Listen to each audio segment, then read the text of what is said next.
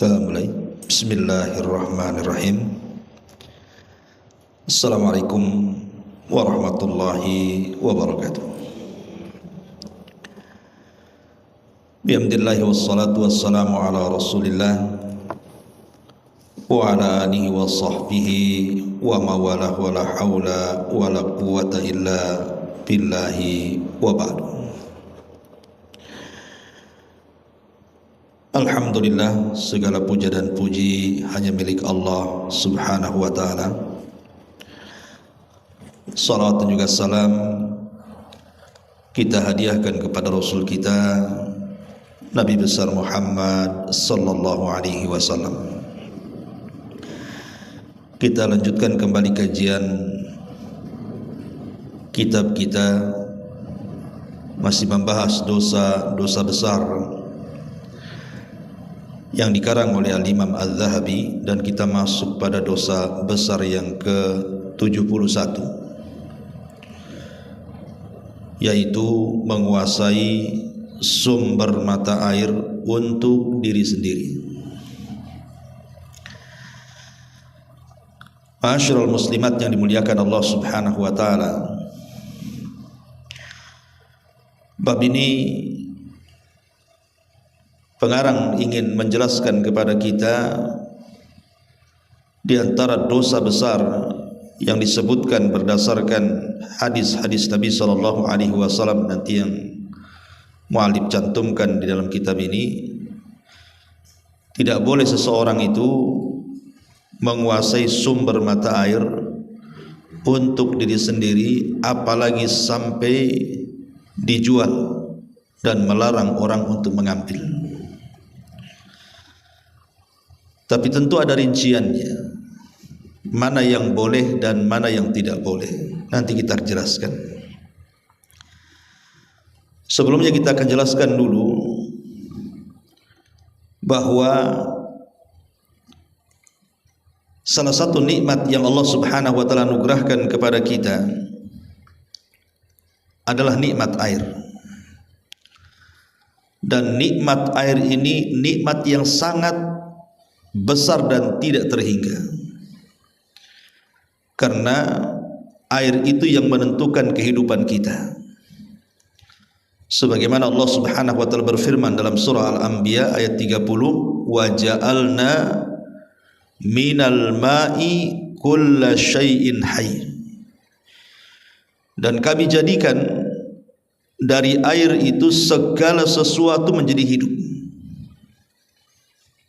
Dan Nabi sallallahu alaihi wasallam bersabda, kullu syai'in khuliqa min ma'in, bahkan segala sesuatu itu juga tercipta dari air. Kalau segala sesuatu tidak mungkin hidup kecuali air yang Allah subhanahu wa ta'ala anugerahkan untuk menghidupkan sesuatu, menunjukkan bahwa air itu adalah nikmat Allah yang sangat besar. Kita perhatikan beberapa firman Allah subhanahu wa ta'ala, seperti Allah subhanahu wa ta'ala katakan dalam surah Mu'minun ayat 18, wa anzalna minas sama'i ma'an biqadarin fa amsaknahu fil ardi, dan kami turunkan dari langit itu air, tentu dengan kadar yang Allah tentukan, dan kami tahan air yang turun dari langit itu di dalam bumi. Coba bu, kalau seandainya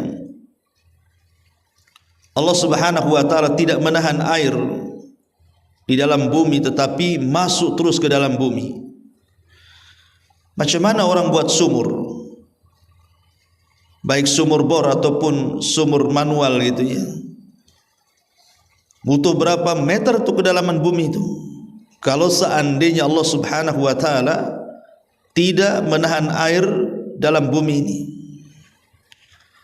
dan ini nikmat Allah subhanahu wa ta'ala, sehingga terkadang orang buat sumur itu tidak sampai 3 meter sudah keluar airnya. Bahkan ada yang 1 meter sudah keluar airnya. Nikmat mana lagi yang Allah Subhanahu wa taala anugerahkan kepada kita selain nikmat air ini? Kita bisa bertahan hidup selama ada air, tapi kita tidak bisa bertahan hidup kalau hanya sekedar makan. Karena air itulah yang menentukan kehidupan, bukan makanan.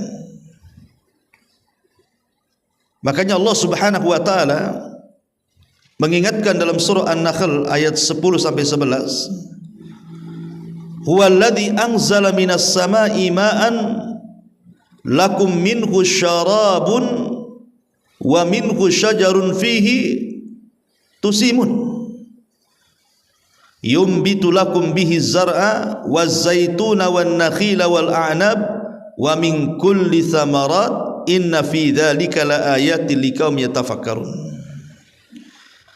Dialah yang telah menurunkan dari langit itu air. Dengan air itulah kalian bisa minum. Dengan air itulah pohon-pohon menjadi tumbuh.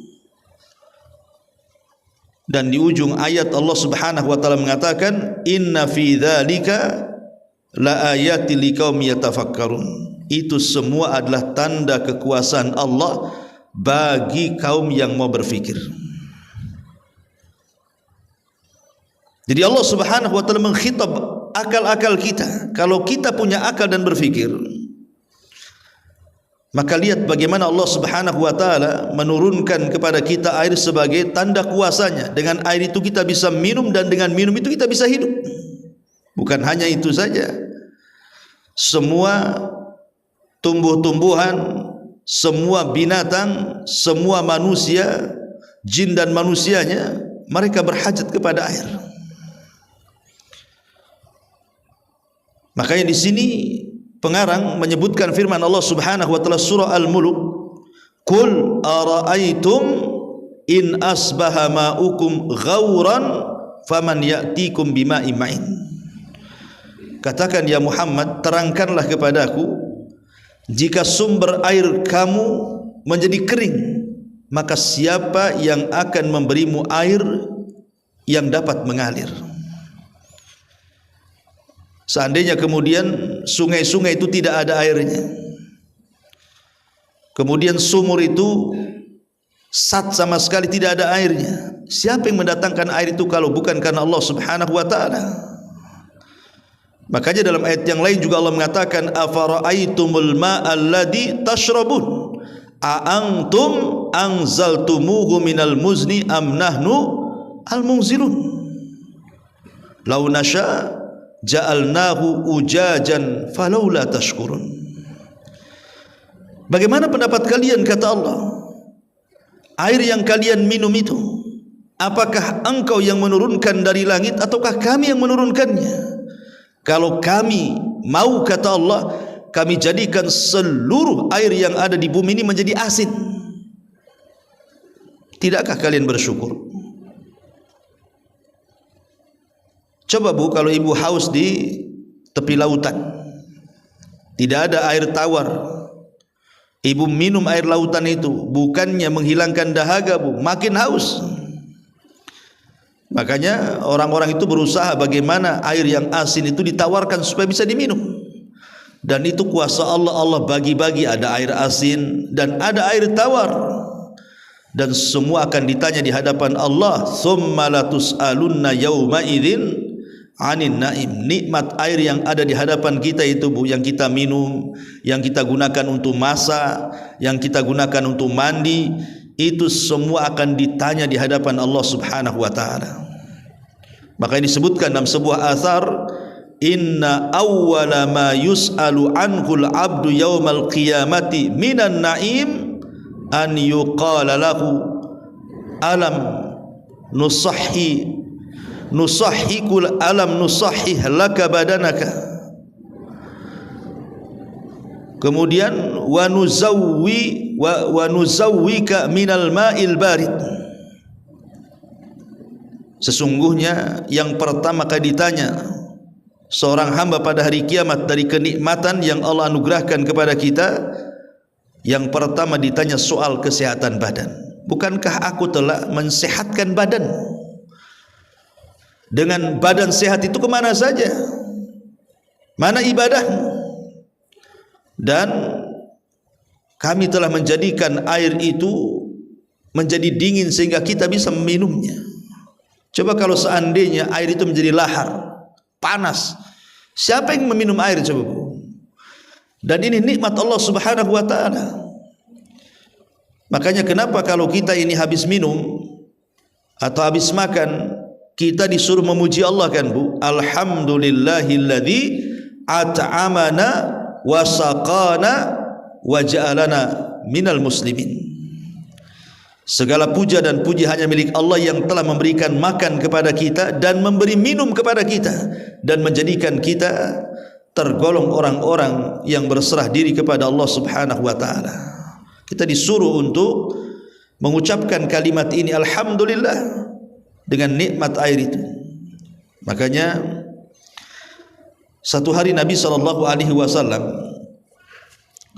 bersama Abu Bakar Siddiq radhiyallahu an dan juga Umar bin Khattab radhiyallahu an bertandang kepada salah seorang sahabat Ansar, Abu Haytham ibn Tihan.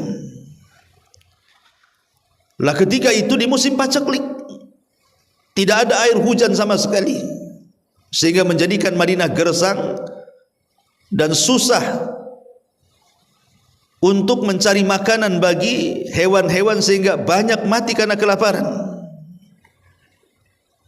Dan juga banyak manusia-manusia yang sudah mulai kekurangan makanan. Akhirnya Nabi SAW keluar bersama Abu Bakar dan Umar menuju rumah Abu Haytham bin Tihan yang berada di perbatasan kota Madinah. Lah Abu Haytham ini karena melihat tamunya sangat istimewa, Nabi, Abu Bakar dan Umar tentu akan menyediakan hidangan terbaik. Salah satunya rebusan daging kambing, kemudian air tawar dan juga kurma tamar. Ketika Nabi SAW melihat air yang ada di hadapannya, makanan yang ada di hadapannya, tiba-tiba Rasul menangis. Kemudian Abu Bakar ikut menangis. Kemudian Umar bertanya, wahai Rasul, apakah dalam kondisi seperti ini engkau harus menangis? Makanlah, minumlah. Maka Nabi SAW kemudian mengingatkan soal nikmat air itu kepada Umar dan mengatakan, ya Umar, alhaakumut takatsur hatta zurtumul maqabir, sampai kepada ayat tsumma latus'alunna yauma idzin 'anin naim. Semua di hadapan kita, makanan atau air yang kita minum ini semua akan ditanya di hadapan Allah Subhanahu wa taala. Ingat nikmat minum yang kita minum, nikmat air yang kita gunakan untuk masak, yang kita gunakan untuk mandi, yang kita gunakan untuk mencuci rumah, mencuci kendaraan, mencuci pakaian dan begitu seterusnya. Ini semua nikmat Allah yang sangat agung sekali.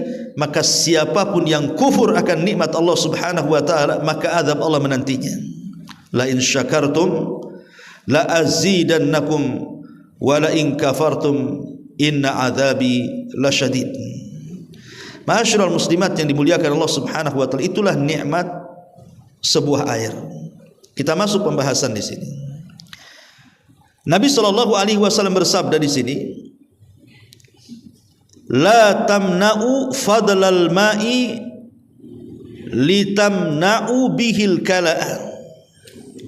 Kata Nabi SAW, janganlah kalian menghalangi air yang lebih untuk dimanfaatkan, karena itu berarti kalian menghalangi rerumputan dari air. Ma'asyiral muslimat yang dimuliakan Allah Subhanahu wa taala, tentu Nabi SAW bicara seperti ini kan konteksnya orang-orang dulu, Bu. Kalau orang dulu kan fasilitas-fasilitas air yang masuk ke rumah-rumah kita itu kan rata-rata mereka mengambil sendiri di sumber-sumbernya kan, Bu. Entah di sungai, entah di telaga, entah di sumur gitu ya. Tapi kan hari ini tidak seperti itu. Alhamdulillah kan, Bu. Hari ini pemerintah kita memfasilitasi. Maka dibuatlah PT-PT untuk mengelola air kan. Kalau di Batam ini kan ada PT Moya atau ATB gitu ya. Sehingga kita dimudahkan untuk mengakses air kan, karena mereka sudah memasang pipa-pipa ke sana kemari sampailah masuk ke rumah kita. Tentu dengan kos dan biaya yang sangat besar yang tidak mungkin kita lakukan kan. Artinya ini tidak berlaku kepada konteks hari ini. Tapi ini kita bicara soal zaman dulu atau mungkin di desa-desa, di perkampungan gitu ya. Mungkin yang masih berlaku. Belum ada pipa-pipa masuk ke rumah, belum ada akses air yang masuk ke rumah, masih manual bahasanya ya, masih bawa galon, bawa ember, masih ngambil di sumber-sumber, di sungai-sungai, di sumur-sumur dan begitu seterusnya. Maka kalau ini masih berlaku, inilah yang dimaksud hadis Nabi SAW, la tamna'u fadlal ma'i litamna'u bihil kala'a. Janganlah kalian menghalangi air yang lebih untuk dimanfaatkan, karena itu berarti kalian menghalangi rumputan dari air. Umpamanya ibu punya ladang dan ibu punya sumur di ladang ibu tuh, dan ibu airi ladang ibu tuh, dan airnya tidak pernah habis karena sumber. Lah kalau seandainya ada orang lain yang punya ladang, kebetulan di ladang dia tidak ada sumur, kemudian kita minta air dari telaga kita, dari sumber air kita, dari sumur kita untuk menyirami sawah dia, karena tidak ada sumurnya dan tidak punya sumur. Kemudian kita cegah tidak boleh, alasannya karena itu sumur ada di tanah saya, itu telaga ada di tanah saya, ya, itu sumber ada di tanah saya, maka dia telah melakukan dosa besar. Kenapa? Karena sama saja menahan air untuk menumbuhkan rumputan-rumputan di sekitarnya kan. Maka tidak boleh kalau seandainya kemudian dia sendiri sudah cukup dan tidak berhajat lagi kepada air, maka biarkan orang lain memanfaatkannya, karena itu air Allah, bukan air kita. Ya memang air itu berada di ladang kita, tapi itu bukan milik kita, itu milik Allah Subhanahu wa ta'ala. Maka tidak boleh kemudian seseorang menghalang-halangi orang yang minta air di tempat kita. Kalau seandainya kita ringkas Bu, jadi seputar bab ini boleh saya kategorikan menjadi tiga perkara. Yang pertama, air yang jadi milik umum. Air yang jadi milik umum, seperti umpamanya lautan, sungai, atau umpamanya di hutan-hutan itu kan ada sungai-sungai kecil. Itu kan umum Bu, tidak ada yang memiliki kan. Lautan siapa yang memiliki lautan? Sungai siapa yang memiliki sungai kan? Nggak ada yang memiliki. Itu namanya air yang menjadi milik umum namanya. Lah Imam Ibnu Qayyim rahimahullahu taala berkata, pada dasarnya Allah Subhanahu wa taala menciptakan air itu untuk dimanfaatkan bersama antara manusia dan hewan. Allah menjadikan air sebagai minuman untuk semua makhluknya. Oleh karenanya tidak ada orang yang boleh berhak atas air daripada orang lain meski sumber air tersebut ada di dekatnya. Nabi SAW mengatakan al-muslimuna syuraka fi thalathin fil kala'i wal ma'i wan nar. Kata Nabi SAW, kaum muslimin itu berserikat dalam kepemilikan pada 3 hal. Yang pertama, rerumputan yang tumbuh di tanah tak bertuan. Yang kedua, air hujan, mata air, air sungai, lautan yang sifatnya umum, dan kayu bakar yang dikumpulkan manusia dari pepohonan. Lihat di sini, kalau memang sifat air itu umum dimiliki semua orang, tidak boleh orang mencegat mengambil air. Ini yang pertama. Yang kedua, air yang tertampung di sumur setelah digali, atau air hujan yang ditampung di satu tempat milik seseorang. Lah orang yang menampung itulah yang lebih berhak daripada orang lain. Namun ia tidak boleh menjual air tersebut sebelum ditampung. Umpamanya begini Bu, di ladang ibu tidak ada sumur, atau ibu umpamanya tinggal yang tidak ada akses air dari pemerintah. Akhirnya ibu menggali sumur, baik sumur manual atau sumur bor umpamanya kan Bu. Lah kalau sumurnya ini bukan bersifat umur, ini kan bukan bersifat umum kan Bu. Lain kalau sungai, lautan, hujan itu kan dikuasai semuanya, mau manusianya mau binatangnya. Tapi yang nomor 2 ini memang sengaja dia gali sendiri sumur itu dengan biaya ibu. Atau ibu umpamanya membuat kolam supaya menjadi tampungan air hujan umpamanya kan. Berarti kan ibu mengeluarkan biaya tuh. Ya. Maka kalau yang demikian kata para ulama, berarti ibu lebih berhak kepada air itu daripada orang lain. Kalau yang pertama kan berserikat Bu, tidak ada yang berhak satu dengan yang lainnya kan, itu umum masalahnya. Lah yang kedua ini memang ibu tampung sendiri. Ibu buat kolam, kemudian ada air hujan, ditampungkanlah di kolam itu. Atau ibu dengan uangnya menyewa tukang untuk membuat sumur bor atau sumur gali. Maka kalau ibu lakukan berarti ibu yang punya lebih berhak dibandingkan orang lain. Tetapi ibu tidak boleh menjual air itu sebelum ditampung. Ya. Lah air jenis ini boleh dimanfaatkan lebih dahulu, lalu diizinkan yang lainnya memanfaatkan. Jadi ibu, keperluan ibu habiskan dulu di situ. Kalau sudah tidak berhajat lagi, maka orang lain boleh kemudian memanfaatkannya. Inilah yang dimaksud hadis Nabi SAW. Hadis yang kedua, la tabi'u fadlal ma'i, janganlah kalian menjual belikan air yang lebih.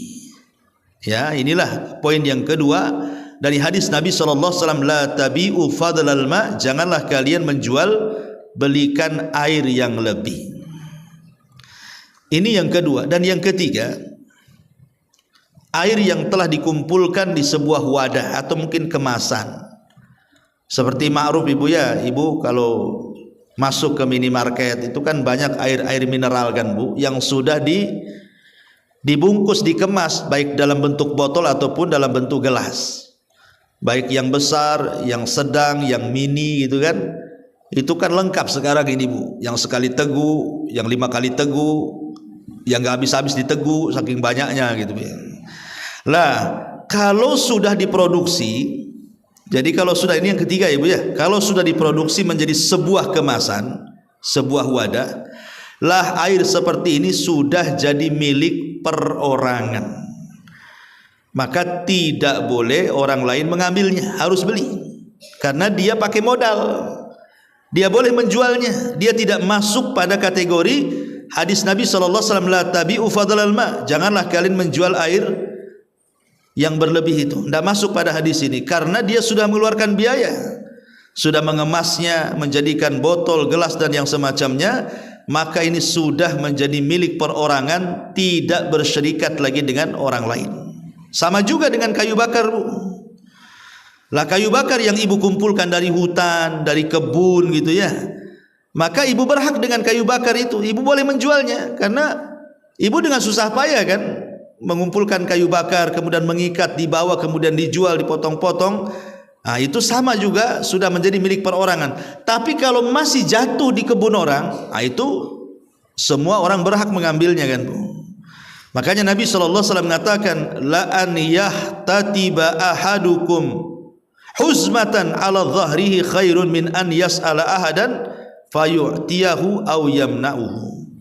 Seseorang mengumpulkan seikat kayu bakar di punggungnya lebih baik daripada orang yang meminta-minta lantas dia diberi atau ada yang tidak diberi juga. Dari sini kita tahu bahwa orang yang memasukkan air ke dalam wadah dalam bentuk kemasan itu sudah termasuk miliknya dan dia boleh menjualnya.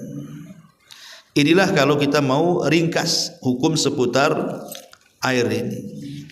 Jadi kalau saya ringkas, pertama ada air yang sifatnya umum, air hujan, air lautan, air sungai, maka tidak ada yang berhak satu dengan yang lainnya, semua berhak. Yang kedua, air yang ibu tampung atau ibu gali sumur keluar air, maka yang berhak adalah yang menampung dan yang menggali, tapi ibu tak boleh jual. Kalau ada orang minta, maka ibu jangan melarang. Kalau ibu melarang, masuk pada dosa besar. Kecuali kalau setelah ibu gali sumur, ibu tampung air, kemudian ibu kemas air itu menjadi botol, menjadi gelas gitu Bu ya, baik yang besar ataupun yang mini, maka itu sudah mutlak milik ibu, orang lain tidak berhak memintanya dan tidak termasuk larangan hadis ini. Itu kesimpulannya Bu bab ini ya. Taib. Kemudian dari Amr ibn Shu'aib, dari bapaknya, dari kakeknya, dari Nabi SAW, beliau bersabda, man mana'a fadlal ma au fadla kalaihi mana'ahu Allahu fadlahu yaumal qiyamah. Kita mulai masuk pada ancamannya. Kenapa kemudian seseorang tidak boleh menguasai sumber mata air ini, dan dia hendak menguasai diri sendiri, termasuk dosa besar. Ini ancamannya. Barang siapa yang melarang orang lain untuk memanfaatkan air atau rerumputan yang lebih yang dimilikinya, maka Allah akan melarangnya dari karunia-Nya kelak pada hari kiamat. Subhanallah, ini disebut al-jaza min jinsil amal. Balasan itu disesuaikan dengan amalannya. Sebagaimana dia mencegah orang lain mengambil rumput di kebunnya, padahal dia juga tidak mau memanfaatkannya, langsung kemudian diusirnya, jangan masuk kebun saya. Padahal niat dia hanya ingin mengambil rumputan itu saja. Ya memang dia hidup di kebun kita, tapi kita tidak boleh melarangnya. Ataupun air yang kita gali di kebun kita, kalau kita sudah selesai hajatnya, ada orang lain minta, maka tidak boleh melarang, itu dosa besar. Karena Nabi SAW mengatakan, barang siapa yang melarang orang lain untuk memanfaatkan air atau rumputan yang lebih bagi dia, maka Allah akan melarangnya dari karunia-Nya pada hari kiamat. Dia diharamkan kenikmatan besar pada hari kiamat. Dan Nabi mempertegas lagi, salasatun la yukallimuhumullahu wa la yanzuru ilaihim yaumal qiyamah wa la yuzakkihim wa lahum adzabun alim. Subhanallah. Lihat azabnya. Ada 3 orang, satu tidak akan diajak bicara. Rugi Bu, kalau sampai pada hari kiamat Allah tidak mau bicara dengan kita.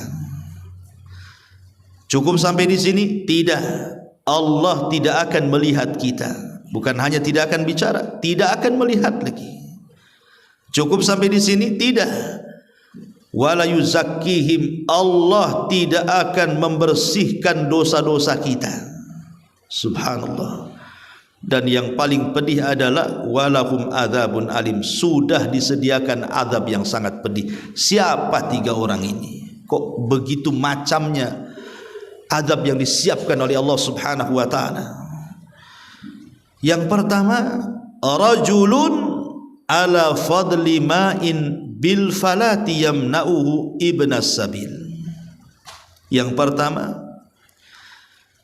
seorang laki-laki yang menguasai simpanan air, mungkin semacam sumur, sumber, telaga dan yang semacamnya, di tengah padang pasir, dan ia melarang para musafir untuk memanfaatkannya.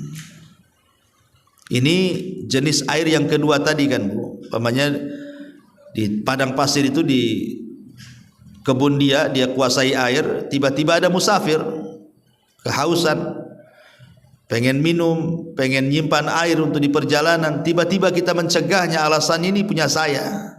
Nggak boleh. Kita ini hidup bermasyarakat harus saling tolong menolong. Hubbul khair lil akharin, mencintai kebaikan supaya menyebar kepada orang lain. Dan seafdal-afdalnya nikmat dari amal saleh yang lebih dekat dengan Allah Azza wa Jalla adalah sururun tudkhiluhu ala qalbi bashar, kesenangan yang kita tanamkan di hati manusia, salah satunya dengan memberikan air. Makanya kenapa kemudian Rasul itu sampai mengatakan seutama-utama sedekah itu adalah sedekah air Bu. Seutama-utama sedekah itu sedekah air. Makanya Imam Hakim, pengarang kitab Mustadrak itu Bu, ketika sakit, dia sudah berusaha mencari obat ke sana kemari. Akhirnya dia bertanya kepada Imam As-Sabuni.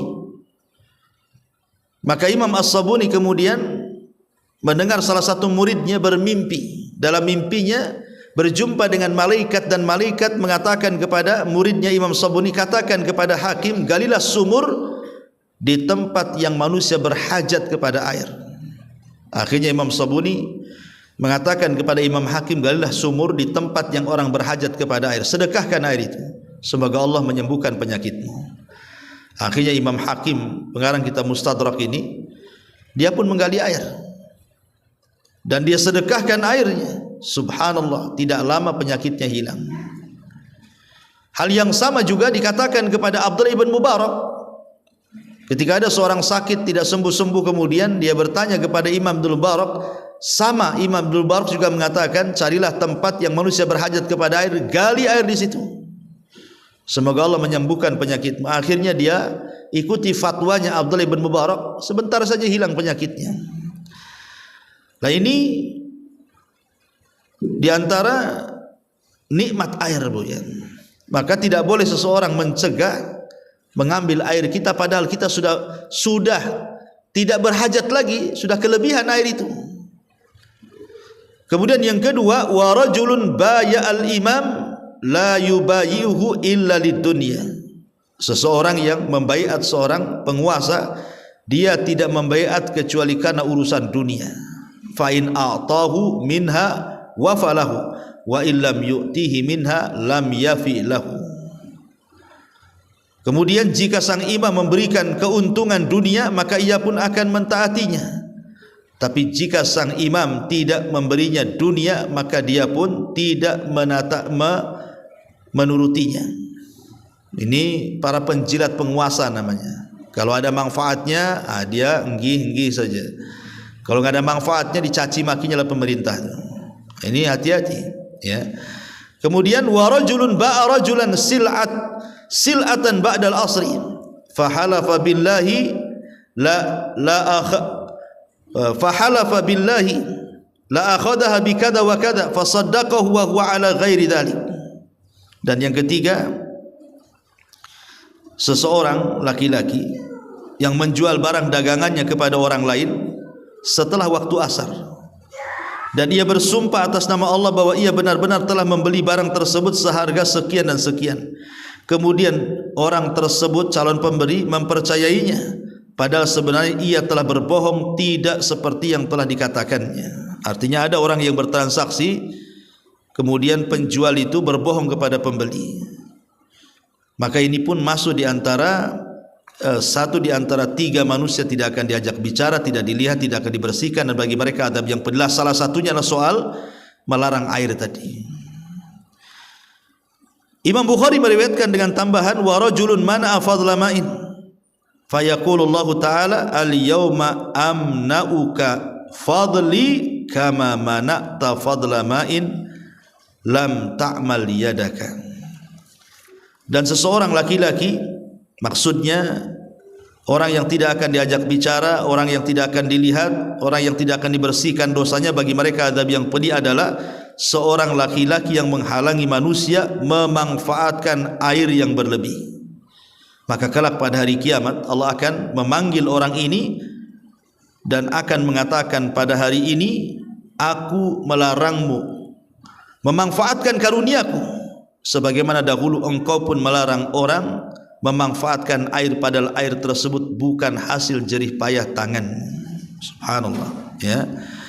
Masyaallah muslimat yang dimuliakan Allah Subhanahu wa taala, ini diantara kenapa kemudian bab ini menjadi serius dan menjadi bagian daripada dosa besar, karena sekali lagi bahwa kita ini sebagai manusia adalah makhluk sosial yang tidak mungkin kita hidup sendiri. Pasti kita akan hidup bersama-sama, dan satu manusia dengan manusia yang lain itu saling menghajat, saling berhajatkan. Tidak mungkin kita tidak berhajat kepada manusia. Makanya kenapa diciptakan ada kaya ada miskin, supaya si kaya berhajat kepada si miskin juga berhajat kepada si kaya. Kemudian skill profesi yang berbeda-beda kan, Bu. Tidak semua orang lihai dalam pertukangan, tidak semua orang lihai dalam perdagangan, tidak semua lihai dalam perbengkelan, tidak semua lihai dalam, akhirnya saling berhajat satu dengan yang lainnya, Bu. Lah itulah manusia itu makhluk yang saling berhajat dengan satu dengan yang lainnya. Dan begitulah Allah Subhanahu wa taala ciptakan kita. Maka di antara dosa besar yang disebutkan Imam Zahabi di sini adalah menguasai sumber mata air untuk dimanfaatkan diri sendiri dan mencegat orang lain untuk memanfaatkannya. Wallahu a'lam bishawab. Inilah inti daripada kandungan dosa besar yang ke-71. Taib, sebelum saya tutup, silakan kalau ada yang bertanya.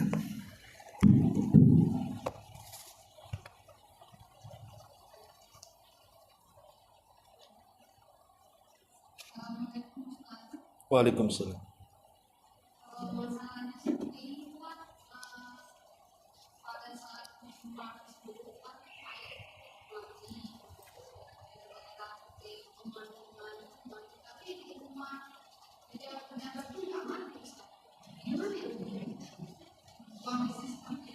Gimana?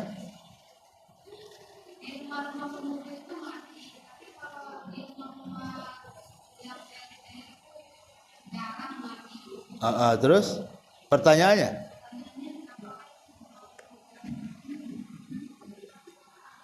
kok ini dianak emaskan gitu ya?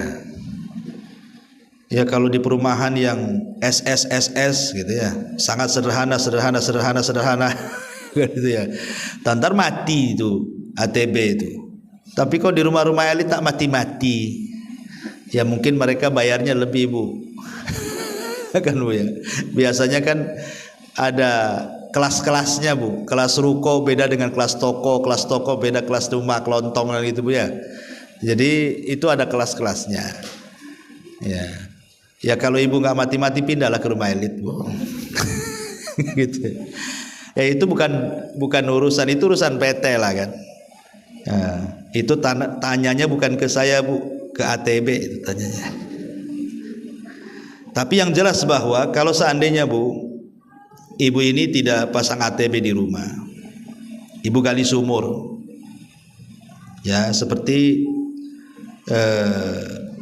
waktu saya tinggal di Bengkong Nusantara, Bu, alhamdulillah itu sampai hari ini rumah saya di sana itu, Bu, itu airnya tidak habis-habis tuh. Padahal digali cuma 5 meter. Masya Allah itu. Sampai sekarang nggak pasang ATB yang satu rumah tuh. Karena ada air sumurnya tuh. Nggak habis-habis. Dulu zaman belum masuk air ke situ, ya orang pada minta ke rumah. Ya kita kasih karena kita tidak boleh melarang karena kebutuhan kita sudah cukup. Ya. Sebab kalau kita melarang orang minta, tidak boleh, ini dosa besar. Lain kalau seandainya tadi ibu sudah kemas gitu ya, dijual, air sumurnya sudah jadi jus melon, sudah jadi kolak kan gitu ya, sudah ya minimal sudah jadi makanan minuman kemasan, maka itu boleh dijual, tidak ada masalah ya. Jadi itu kalau ini. Tapi kalau umpamanya ibu yang sekarang kan akses pemerintah menyalurkan air kepada kita itu kan Allah mudahkan gitu ya dengan adanya pipa-pipa, dan ibu bayar, ibu beli kan. Kalau ibu tidak bayar langsung diputuskan lah. Kalau itu sudah milik ibu, kenapa? Karena ibu beli air itu masalahnya. Ya kalau seandainya tetangga kemudian minta air kita sementara kita aja butuh karena kekurangan air, ya ibu berhak, itu sudah jadi ibu ibu beli. Ibu bayar kan ke ATB untuk pemasangan itu sehingga dipasangkan instalasi dan begitu seterusnya kan pakai uang kita. Itu sudah jadi hak milik kita kan. Jadi konteksnya bukan di sini. Maksudnya konteksnya di sini adalah kalau kita buat sumur ataupun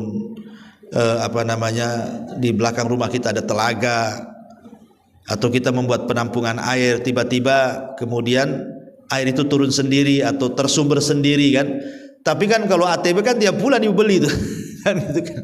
Tiap bulan kita bayar, kalau enggak langsung diputus kan. Nah, itu maka berbeda hukumnya. Wallahu a'lam.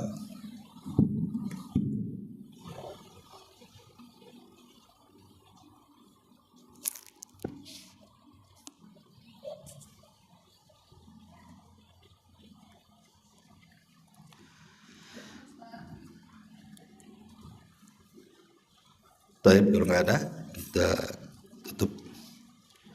Subhanallah bihamdika, asyhadu an la ilaha illa anta, astaghfiruka